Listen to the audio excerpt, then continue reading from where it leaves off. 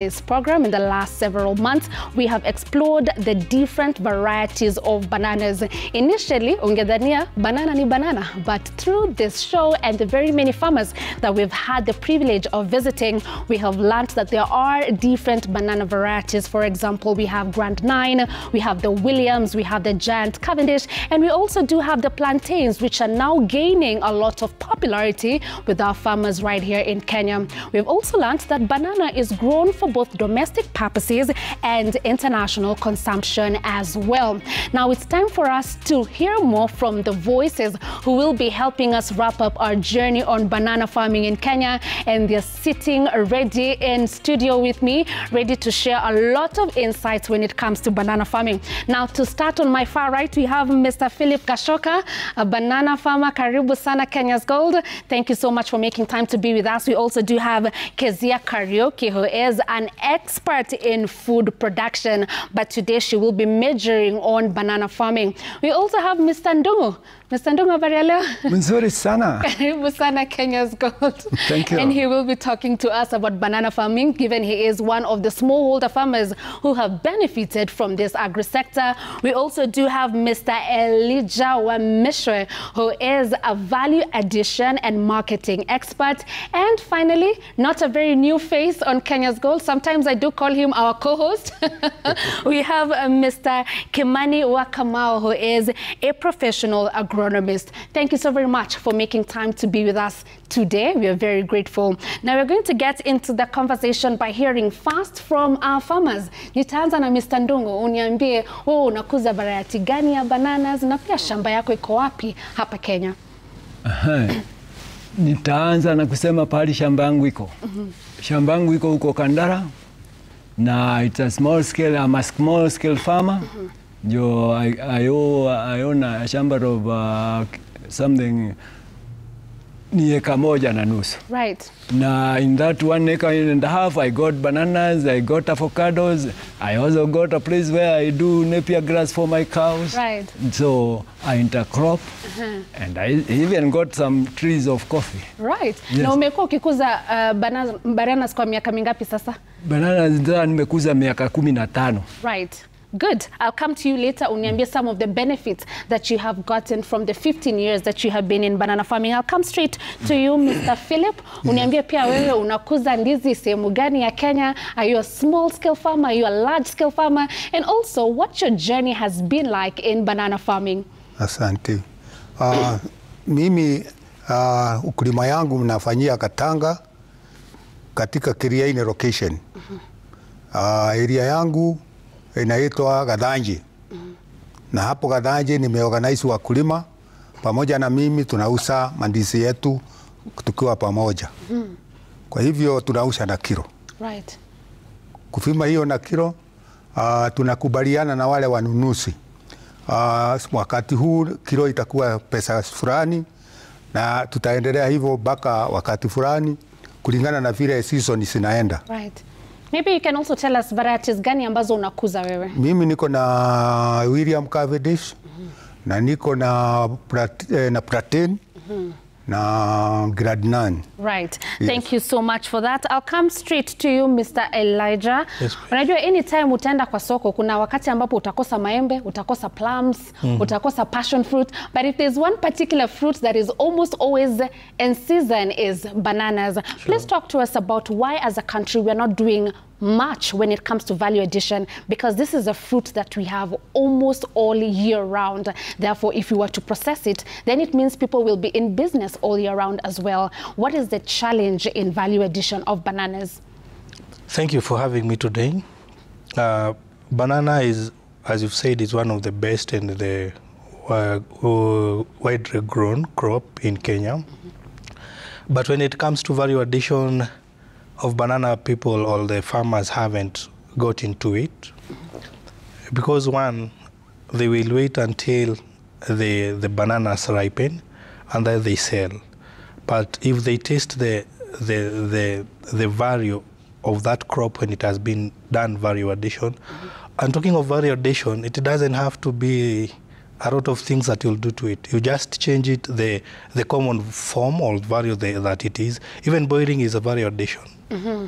So if people just understand that value addition isn't a big terminology, it's just an addition of what you do or what you're selling. The reason why we're having a challenge is, one, technology. We haven't adopted the right technology in farming, and that becomes a challenge in value addition. Also, we don't have the right market or the marketing sector for the value-added bananas isn't there. But currently, as we shall discuss, it's something that is coming up. Farmers are adopting it, and those who have adopted the value addition, the income, they can tell you it's better. Right. It's more. I'll come straight to our farmers. Ningependa sana kujua kama the concept of value addition, if there's any professional agronomist or even expert in the field who has come to you kama wakulima akaongelesha kuhusiana na value addition. I'll start with you, Mr. Ndungu. There are, with me, I've been visited by some. We even had one time started drying the bananas, then drying them on the sun, then turning the bananas into flour and selling for uji. Right. But it didn't go far. Why? Because sasa tulikuwa tunataka mashini ya kukausha ile dryer. Ndio to dry na steamer, ndio na tupata hii mashini ya kusiaga badala ya kupeleka kule kwa factory, tukakosa hiyo. Sasa hiyo haikuenda mbali. So the technology was the issue. Yani cash funds were the problem. Right. To buy the machines. Kuna mashini ile ya cutting ya kukatakata hiyo mandisi. Sasa tulikuwa tunakata tu na kisu. Sasa kuna mashini tulikuwa tumepata tu kama kwa TV, unaingiza mandizi yako inakatakatwa, alafu inaenda kwa dry, inakaushwa, alafu nasiaga. Hiyo ndani uji mzuri sana, mnapaki tu mnauza unga. Sasa hiyo haikuenda mbali, tulikosa mashini. Tulijaribu na mikono kwa jua. Sasa mkiweka kwa jua, wakati mwingine jua inakosa kukuja, mandizi badala ya kukauka inapata hiki tunaita rust, unga hata ukisiaga inakuwa nyeusi, hata ukipeleka kwa soko watu hawataki. Right. And that brings us back to the point where Mr. Elijah said the challenge is technology and also accessing funds to get the technology that you require in value addition. Thank you so much for that, Mr. Ndungu. I'll come straight to you, Kezia. You are a food production expert, and right now climate change is real and it's affecting how we practice agriculture. According to a latest report that we have from IGAD, it states that for the next few months there's going to be unbelievable heat in different parts of the country. And of course this boils down to our farmers. What can our farmers do, especially in this season, ambao wanakuza ndizi kama Mr. Ndungu hapa, Mr. Philip, to get the right varieties? Do we have banana varieties that are, drought resistant, that can withstand the climate that we are now in and also expecting in the future? Thank you very much. Climate change is here with us, and we cannot change it. Hatuwezi badilisha. So it's for us now to change on how we are going to do things. For example, in bananas, we have to farm bananas, right? So we have, unless we adopt the tissue culture varieties. There are so many varieties that have been brought up by the technology. That is the J-Quat, we have the Caro. There are so many such varieties that we can plant. Some are drought resistant, others are pest and diseases resistant. So like Granane, we have them, we have Williams, we have Fia.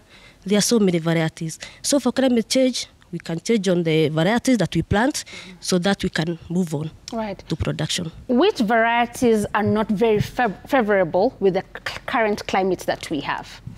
Thank you very much. Now, currently, the tissue culture varieties have been designed in such a way that they are adaptable to the conditions that we have. So about climate change, we have those varieties and that have been designed in such a way that even if there's drought, they will still do.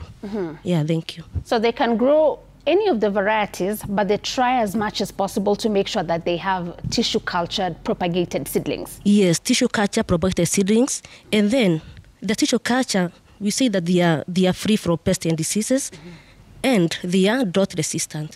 So the farmers, I always tell my farmers to source from those registered, those agents that produce those seedlings that are clean. Right. Thank you. Thank you so much for that, encouraging our farmers to adopt tissue culture in their seedlings. I'll come to you, Mr. Philip, shortly. Uniambie kama wewe umeweza kununua seedlings za tissue culture, and if you compare to the indigenous ones, the ones that you had through cuttings, if you've seen any different benefits in your farm. But before we get to that, I want Kimani Wakamau to talk to me about pests and diseases. Kezia has touched on them. Amesema if I go the tissue culture way, they are pest-free, they're disease-free. Lakini kuna one particular disease, the Panama one, which has been affecting a lot of our farmers. I believe we do have a sample of a diseased leaf. You can show us how that looks. And now that we know the Panama has no cure, what are our farmers supposed to do?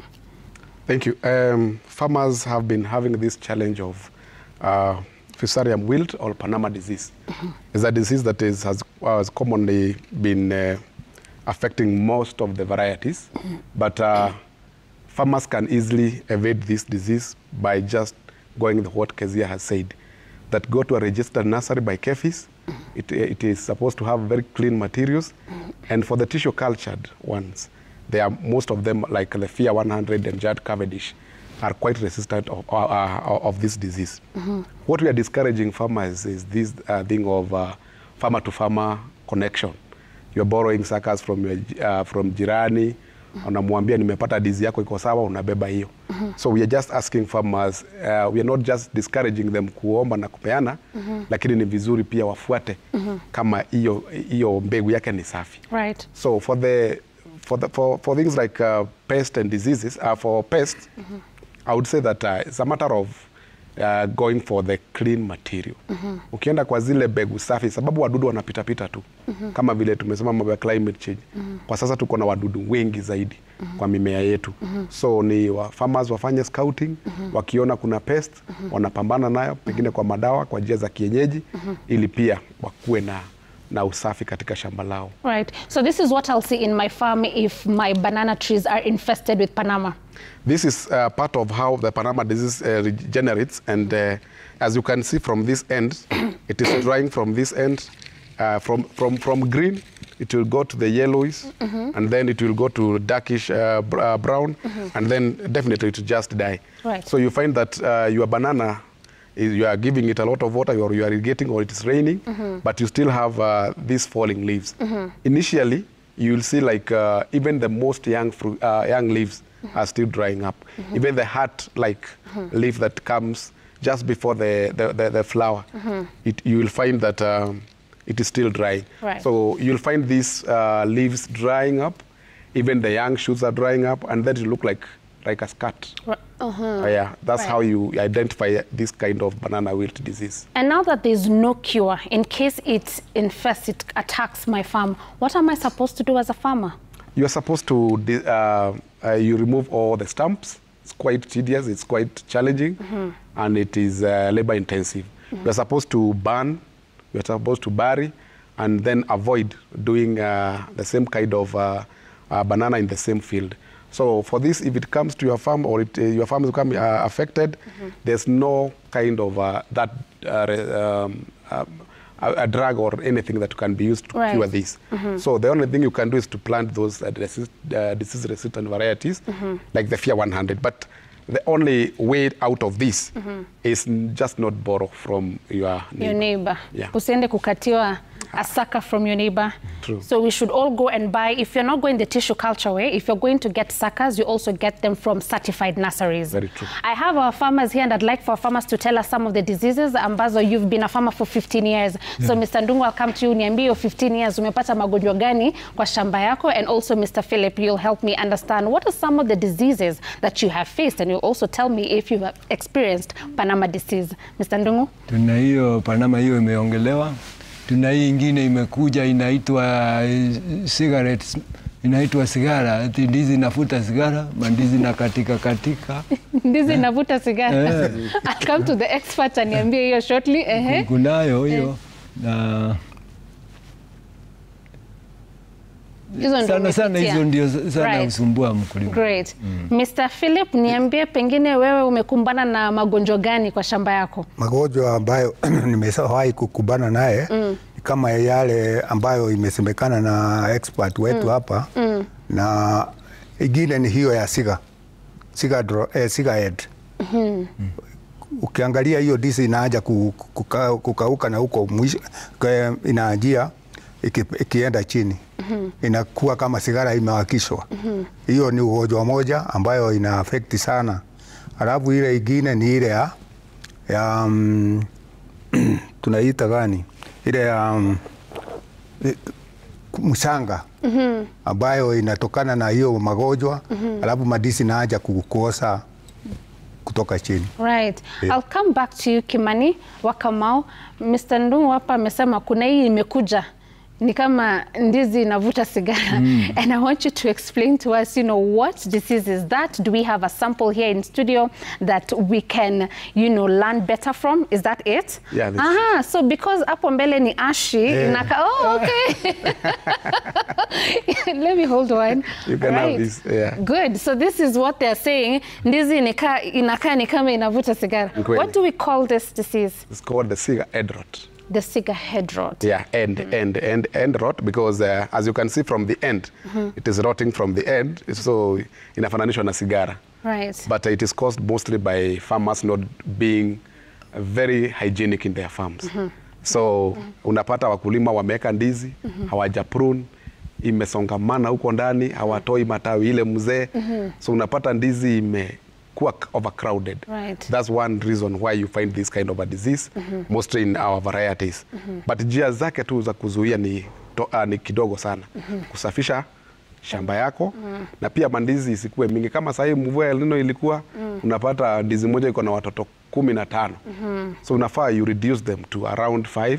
You plant them like from the first born, second born, third born, in that order. Good. With that, and maybe you clean them up, you find again when they are just being produced, always remove these tips.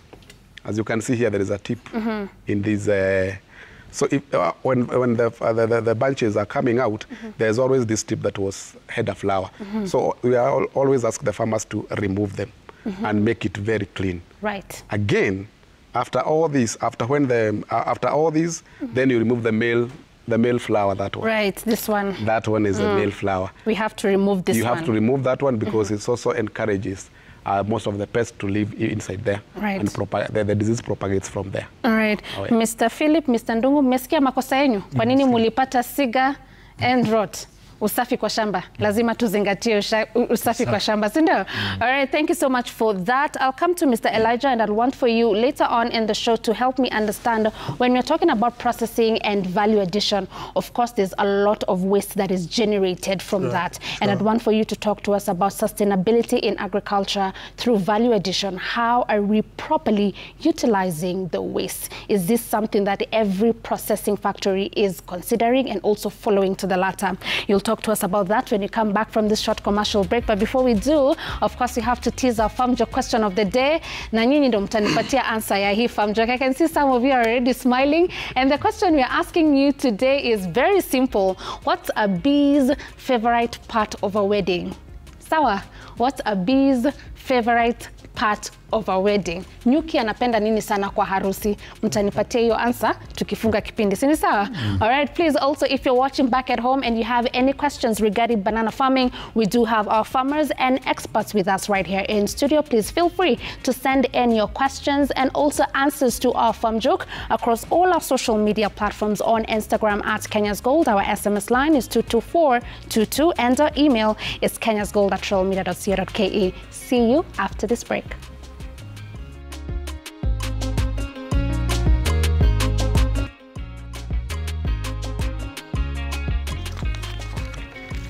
And we are back. Thank you so much for staying with us. We will be continuing with our conversation with our farmers and experts as we wind up our journey series on banana farming in Kenya. But before we get into that, allow us to give you tips on what you need to do as a farmer to make sure that you are thriving in not just agriculture, but agribusiness as well.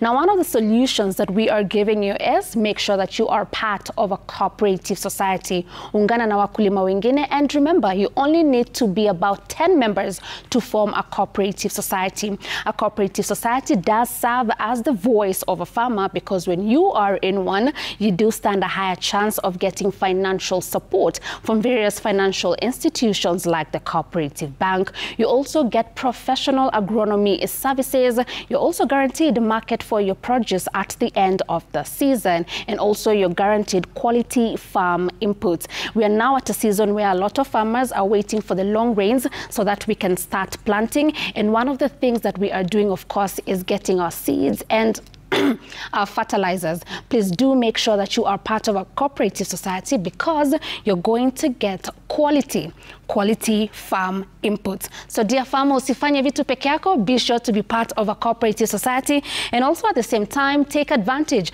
of the various credit solutions that are offered by the Cooperative Bank. Now, moving on to our conversation with our experts right here in studio. I'm coming straight to you, Kezia, and I want you to talk to us about sustainability in agriculture. Most of the farmers that we have visited, including the ones that we do have in studio right now, are small-scale farmers. Utapata mtu pengine akona miti 10, miti 5, and if you're talking about, you know, satisfying the demand locally and also internationally, we need to broaden, you know, our sizes of farms. Talk to us about what we can do to make sure a lot more farmers are doing agriculture for bananas on a large-scale basis. And if you look at counties like Meru, the leading county in banana production, what is it that they are doing that other counties can emulate? Yeah, thank you very much. Sustainability in banana production. First, we can look at irrigation, but also irrigation. Without irrigation, assuming you are relying on rain-fed agriculture, that means it will reach a time you will not have production. So it's a high time we encourage our farmers in Muranga or in Embu or wherever to practice irrigation farming. And by so doing, we shall have sustainable banana production. Right. So irrigation is key. Irrigation is key. All right. Is there anything that Meru County, for instance, is doing better than other counties? I've never visited Meru, but I think Meru have big pieces of land, and other farmers practice irrigation farming. So irrigation is the key. Maybe, Mr. Elijah, I know you have experience of Meru banana farmers. You can talk to us about what you've witnessed there that you believe other farmers like the ones we have in studio can emulate. Okay, thank you. As Kezia has said, we as the small-scale farmers only depend on the rain-fed production. But if we go the irrigation way, because the different thing that Meru is doing from us is irrigation, because they will not only depend on rain, they will also irrigate their farms, and that's why you find season in, season out, they are having bananas in their farm. They are doing very well in the market. Also the farming aspect, the planting of the grain varieties, the grain seedlings, as it was said, that's also will that's what makes them beat the other farmers, because for them their variety it's very grain.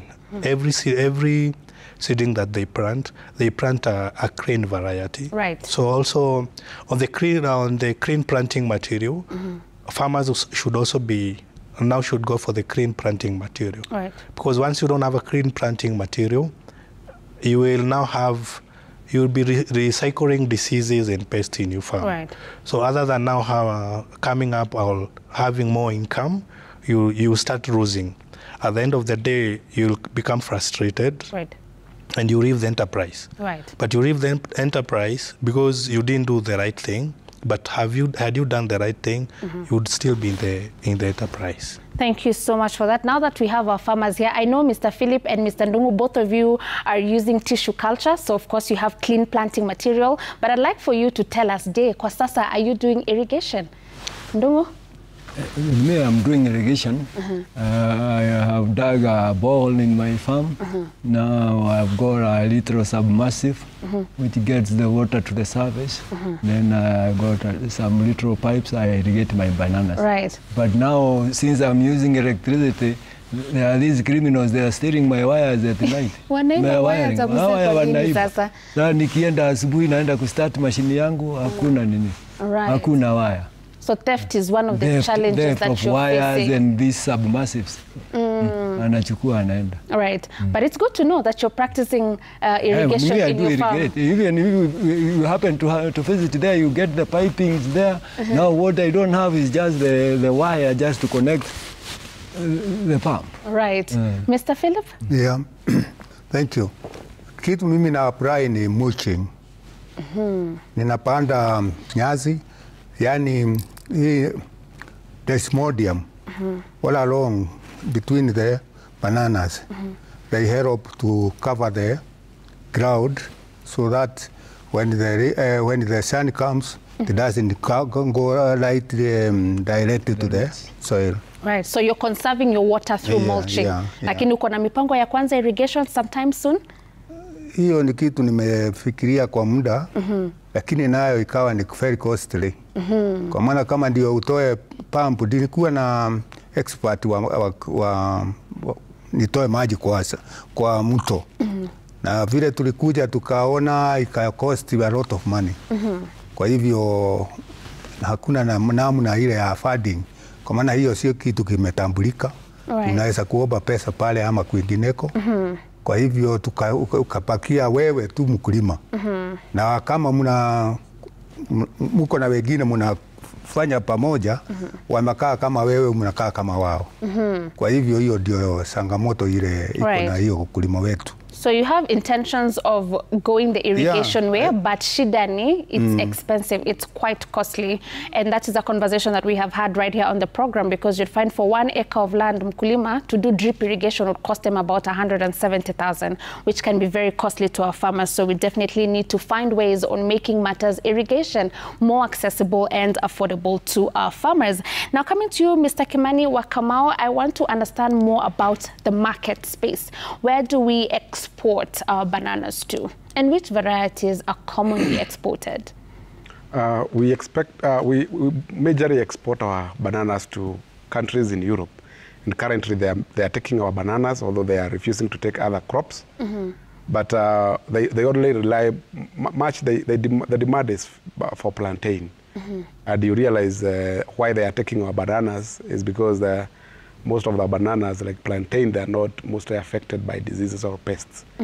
And rarely you'll find anything like residues of chemicals in bananas. Right. Majorly that's why they do import a lot of plantain from us. Right. Yeah. Because you notice they're not taking other fruits, fresh produce like mangoes, but they're taking our bananas. So it's because of, you said the reason as to why? It's because that plantain bananas are more resistant to most of the diseases. Hence, farmers will never do any chemical things to them. Right. So that's the basic reason why they're taking our bananas. All right. So a farmer who has the Williams and the Giant Cavendish, can they export to Europe as of now? Maybe if they follow the right phytosanitary regulations and rules, maybe AFA will just give us the permits to export. Right. Yeah. So besides Europe, which other international market do we have? Mostly we do those one in Europe. Just in Europe. Yeah. All right. So I'll come to you, Mr. Elijah. If my farmers who are seated right here want to be connected to that international market, they want to, because you have plantains, Mr. Ndungu, sindo? Soko yako ni gani as of now? Just locally there. So Mr. Ndungu pale akona plantains zake, anataka pia to be able to export to the international market. What are the chains that he's supposed to follow so that he's able to access that bigger market? Thank you. You started on a very right note when you encouraged farmers to form cooperatives. Right. Cooperative is the way to go. Because, for example, I have a ready market of 10 tons. And only our farmer here has 1 ton. So it becomes a challenge. But if they form cooperatives, they are in cooperatives, it will be very easy for them, one, to do aggregation of their produce in a aggregation center. You'll do the grading there. As an agronomist or an expert, you'll be in a position now to follow the farmers who are in the cooperative. One, you synthesize them on the requirements of the market. Because if we say we go farmer by farmer, you'll take like the whole year doing sensitization, and then when you're coming back, you find the farmer doesn't have the produce. So the key thing is a cooperative. They be in a cooperative. From the cooperative, they have the bargaining power. Them selling as a group is one keynote to the farmer, because through that now there'll be a capacity build on the requirements of the market, what the markets need, the market demands, and they can also do value addition to the cooperative. Right. So you'll find a lot of the farmers who are in groups in the horticultural space, they will not necessarily call themselves cooperatives, they'll call themselves farmers groups. So that's still okay. Wakulima wanaweza kuwa in the farmers groups, and they will have a better bargaining power, and that can help them access the international markets better. That's very true. All right. No. Are you part of a cooperative society? Umeungana na wakulima wengine? How has your journey been so far? Of other things, but not plantain. Of other food products, but not plantain. Not plantain. Not bananas. Not bananas. Not so you're not yet in a cooperative society, no, ama a farmer. The bananas group. I do it individually. Individually. Lakini sasa unasikia kama unataka kwenda international, lazima pia hiyo bananas ukue kwa society. No, unless I go hunting for farmers to cooperate with them, I'm very idle. Otherwise, Mr. Nani is very far from ako location hiyo, mimi niko ingine ya mwisho ile. Right. Mr. Philip? Yeah. Mimi nimejaribu hiyo cooperative.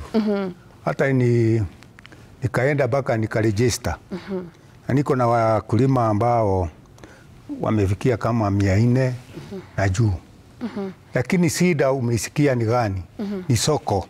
Kwa maana tulifikia hapo sisi tukitumia agriculture wetu wakatufanya kuungana pamoja na tukawa sasa tumeingia kwa wakulima through groups.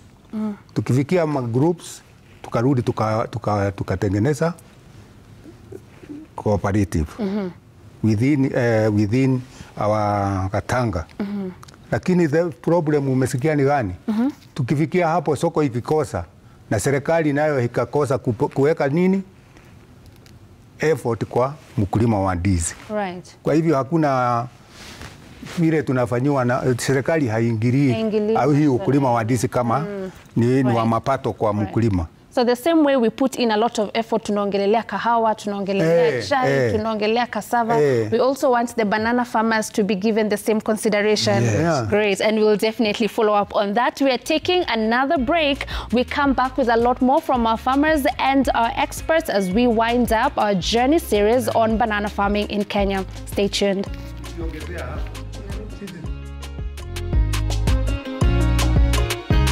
And we're back. Thank you so much for staying with us. We do want to wind up our conversation on banana farming in Kenya with our farmers and experts. And I want to go straight to you, Kezia. Tumesikia Mr. Philip akisema, it's like the banana sector is ignored. We don't see so much effort being put into it the way we'll see with coffee, with tea and cassava and maize.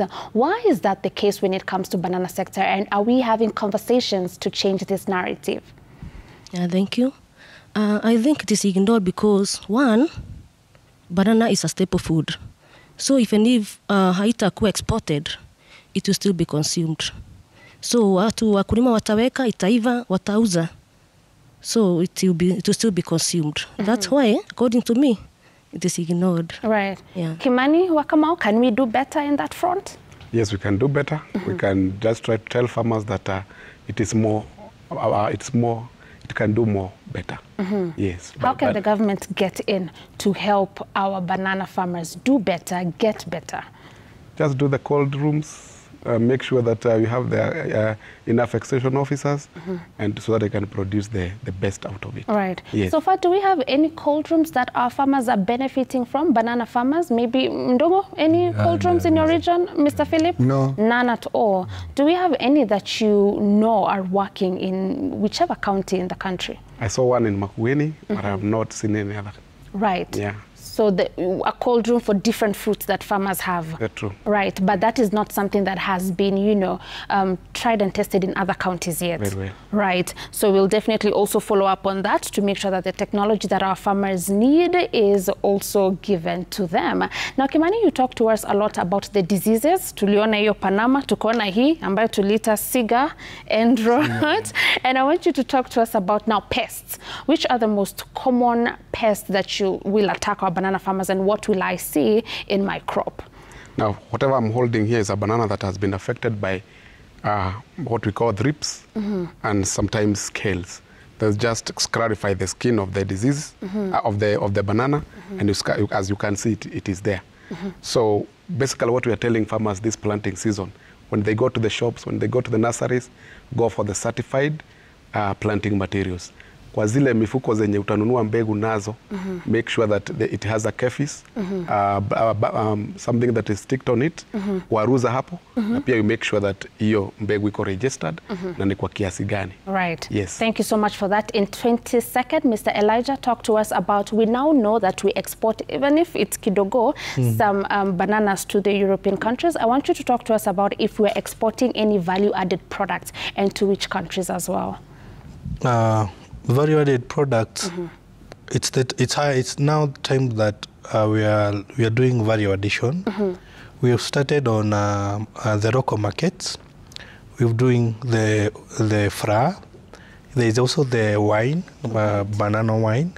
So maybe after it's locally consumed, we will have it exported. Right. Also, the pseudostem help us make fibers that help us in doing the ropes and also hair. Great. I'll make sure I follow you. Nitafute banana wine and the flour as well. Right. Now, we have come to the end of the show. We could have this conversation more and more, but because of time, we have to wrap it up there.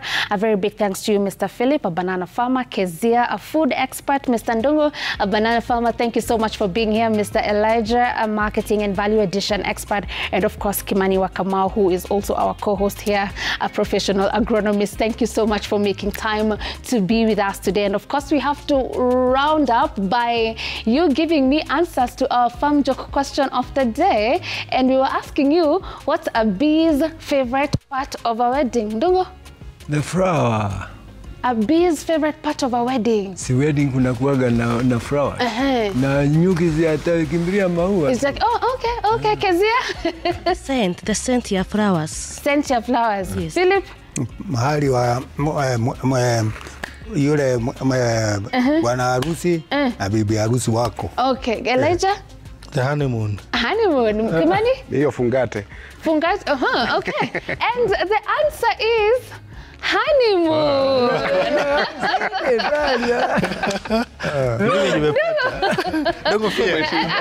Usikubali watu wa kuchange kwa msimamo wako, sawa? The answer is honeymoon.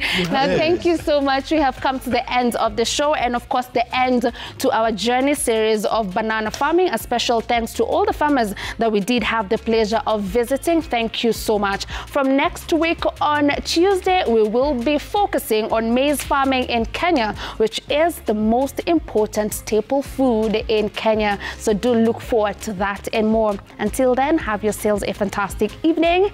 My name is Violetta Ngina. Goodbye.